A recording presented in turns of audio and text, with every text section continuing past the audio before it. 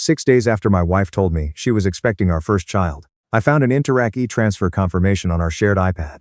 $2,000 sent from my brother to my wife, with a note that read, "For what we discussed. Thank you for last weekend." My wife had been at a marketing conference in Montreal last weekend. She'd shown me the registration email herself.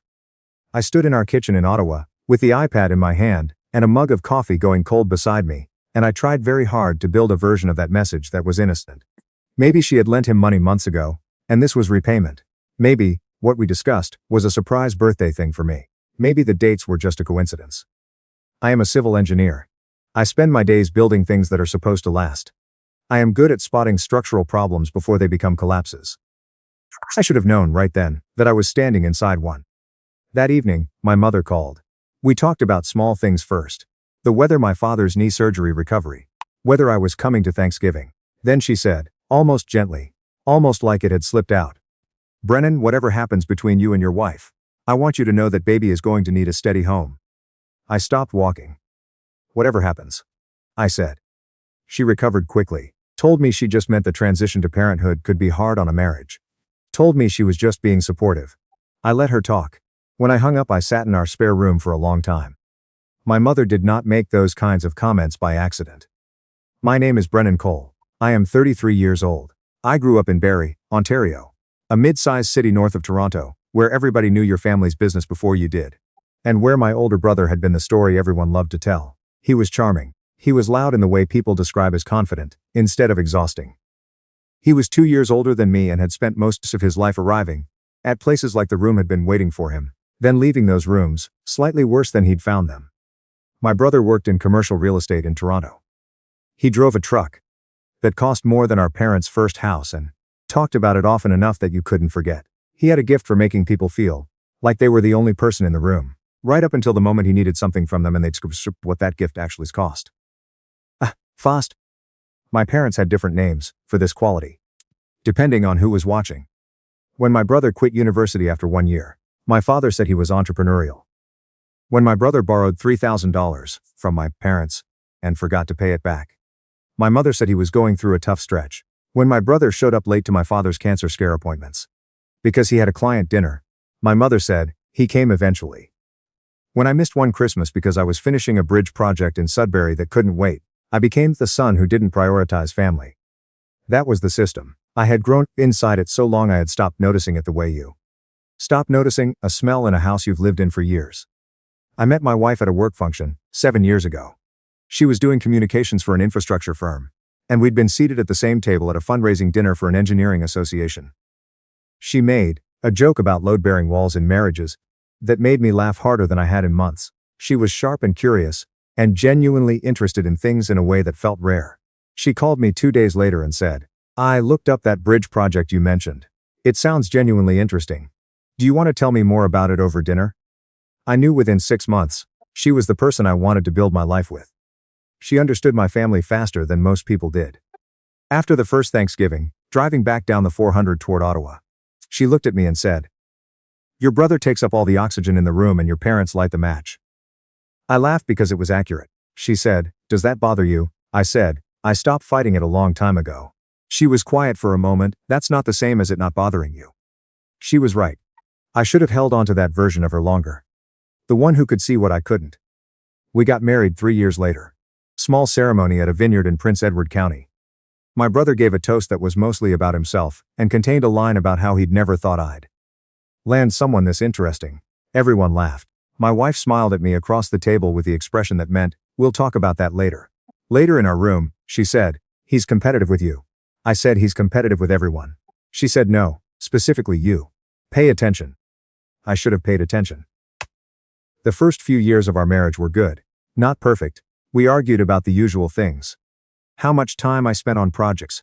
How much she wanted to be around her friends on weekends when I was exhausted. Whether we were saving enough in this market.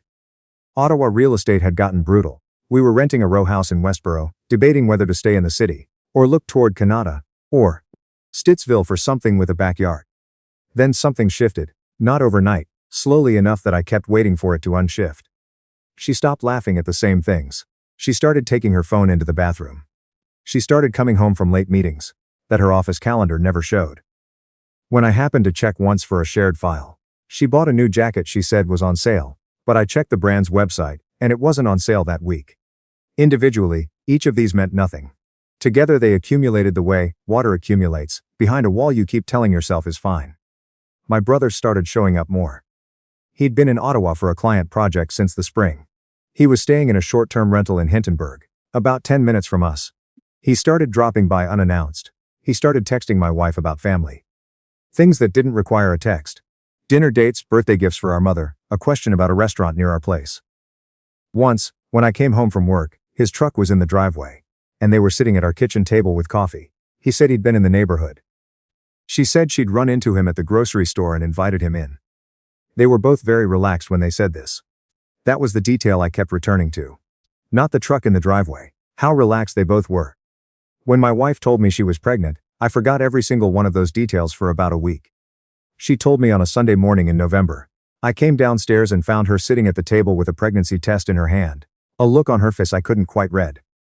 I sat across from her. She slid it toward me. Positive. I felt something crack open in my chest in the best possible way. I got up and held her and said something about how we were going to figure it out together. She cried into my shoulder. I thought the tears were relief. I thought the expression I hadn't been able to read was joy mixed with nerves. I told myself I was going to be a father. I was wrong about almost everything I told myself that morning. The e-transfer confirmation was on the iPad 11 days later. I went back and looked at the date more carefully. It was from a Saturday, a weekend my wife had spent in Montreal. I cross-referenced a visa statement we shared. There was a hotel charge I'd noticed the previous month, and assumed was a business expense she'd forgotten to submit for reimbursement. The hotel was in Gatineau, directly across the river from Ottawa. I called the hotel. I kept my voice even. I said I was verifying a billing matter. They confirmed a reservation under my brother's name on the dates in question. I asked about the reservation details. They couldn't disclose more. They didn't have to. I sat in my car in the driveway for 40 minutes. Then I went inside. My wife came home with groceries and kissed me on the cheek, and asked if I wanted chicken or pasta. I placed my phone on the counter, with the visa statement pulled up. And the hotel charge highlighted. Can you explain this? She looked at it. Her hand tightened around the grocery bag. That's a hotel charge in Gatineau, I said, under my brother's name, on a night you told me you were in Montreal. She set the bag down very carefully. She didn't say anything. I'm not going to pretend this looks like nothing, I said. So tell me what it is. She sat down. She covered her face with her hands. When she spoke, her voice was barely above a whisper. It wasn't supposed to become what it became. I have hated that sentence every day since. How long? I asked. She told me. Longer than I'd thought. It had started in the spring, around the time my brother moved to Ottawa for his project. She said it started with a conversation at a neighborhood dinner party that lasted too long. A conversation I hadn't noticed because I'd been talking shop with someone else in the other room. I asked if the baby was mine. She didn't answer right away. She looked at her hands. Then she looked at me. And that 2-second delay before she could even begin to form a word told me everything I did not want to know. I don't know, she said finally. I stood up.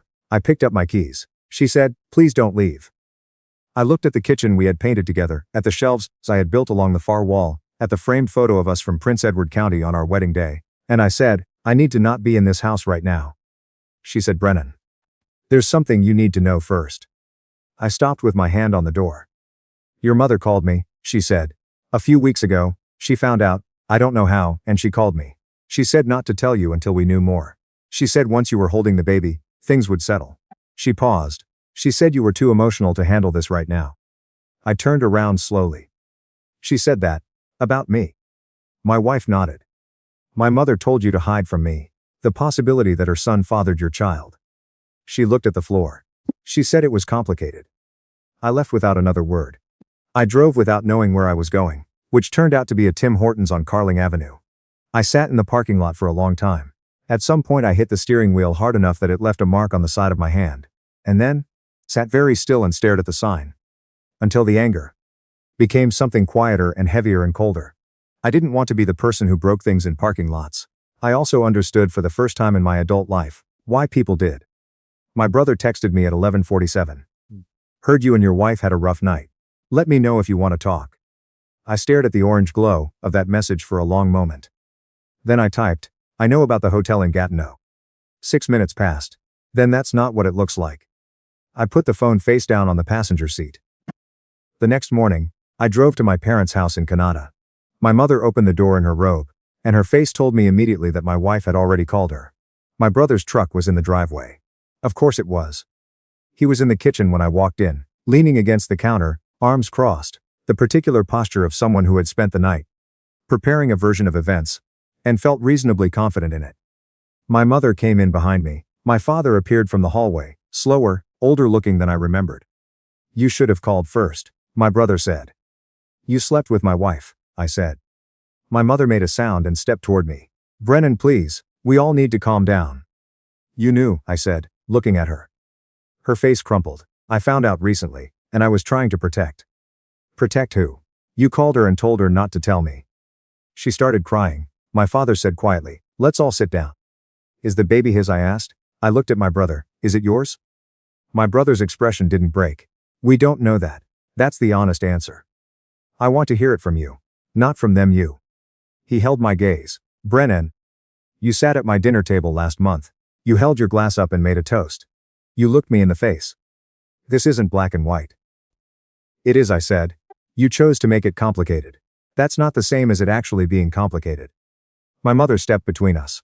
"What matters right now is that baby. A child is coming into this family and that child deserves." "Whose child?" I said. She looked at me steadily. "Biology isn't the only thing that makes a father." There it was. Said out loud, in my parents' kitchen to my face. I looked at my mother and understood in that moment that she had chosen her side long before I walked through the door. My brother said, "You're making this harder than it has to be." I turned to him. Something snapped loose in me. Not loudly but completely. "You were in a hotel room with my pregnant wife.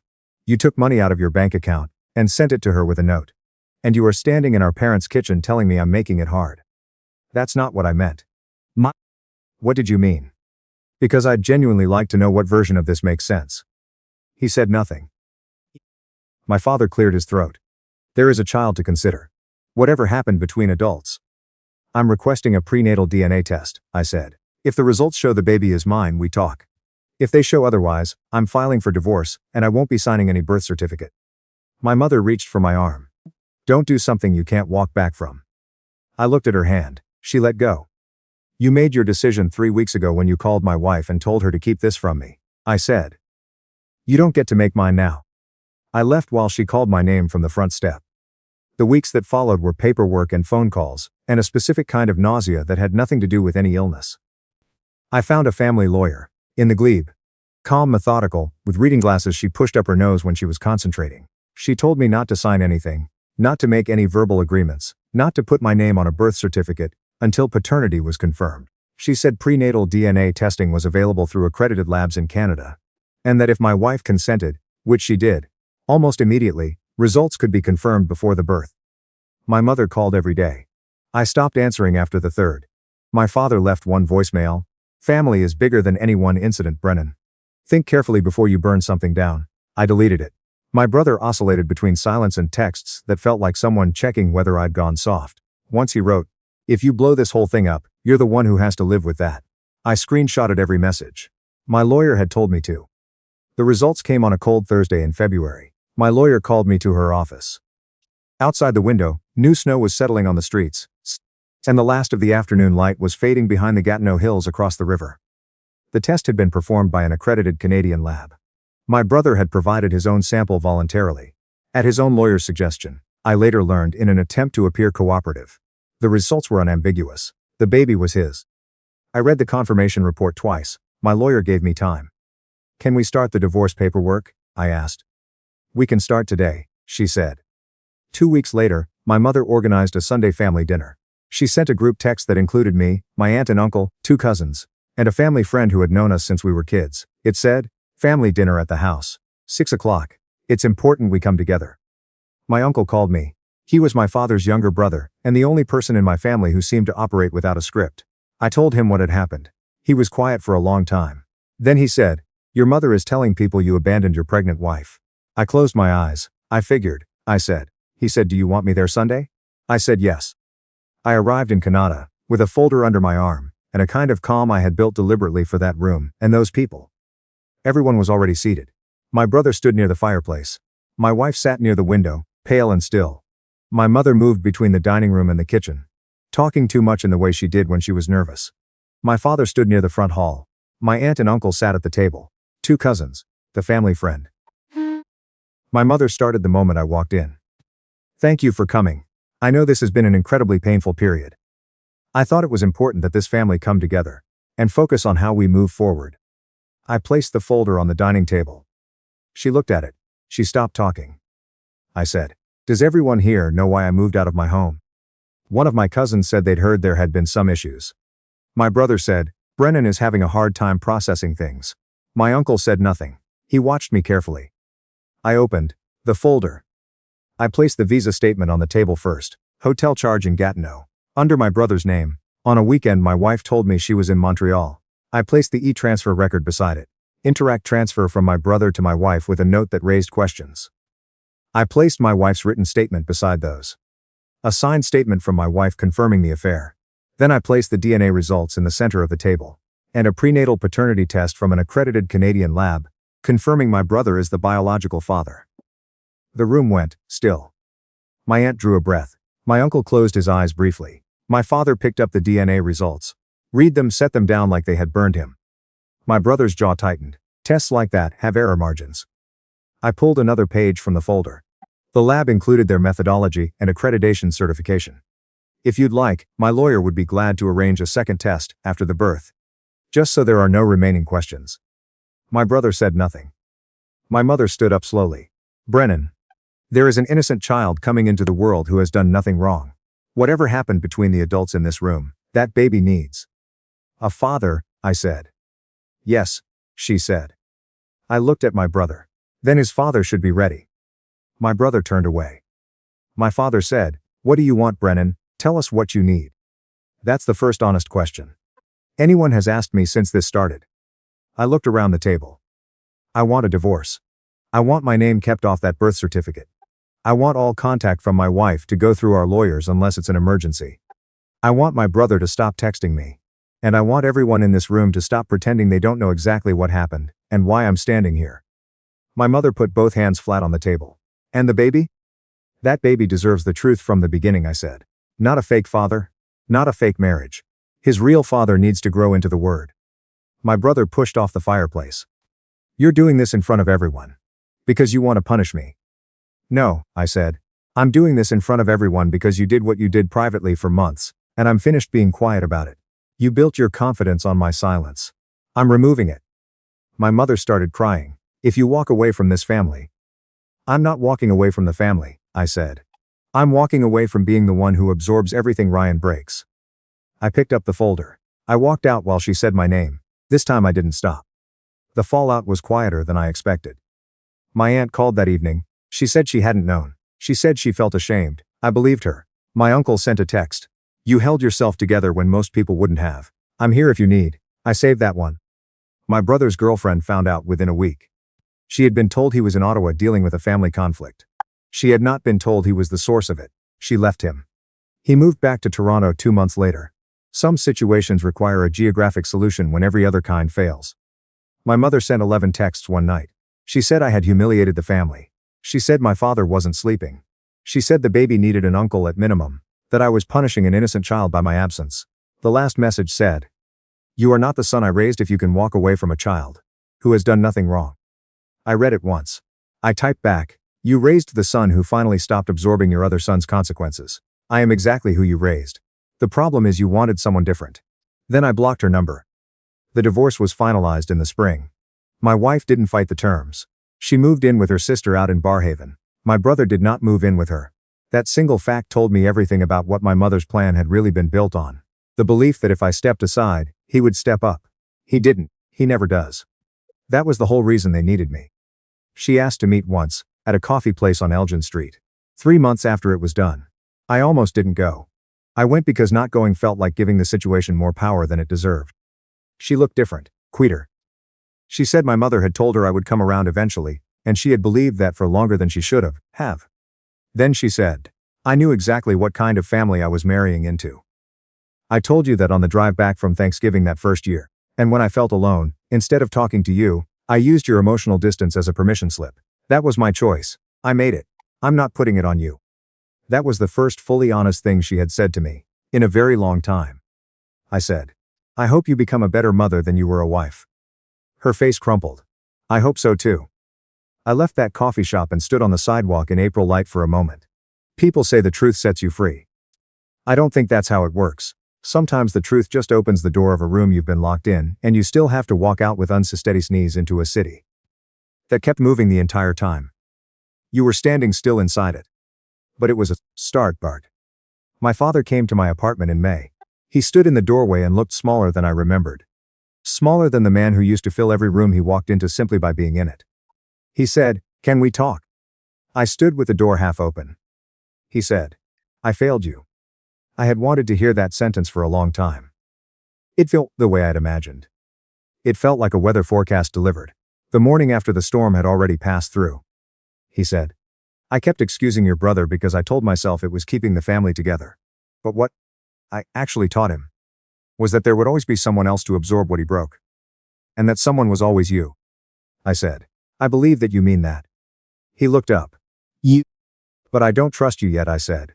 "And trust is the part that actually matters."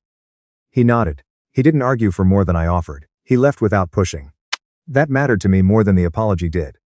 I went to therapy. I changed apartments, moved to a smaller place in Old Ottawa South.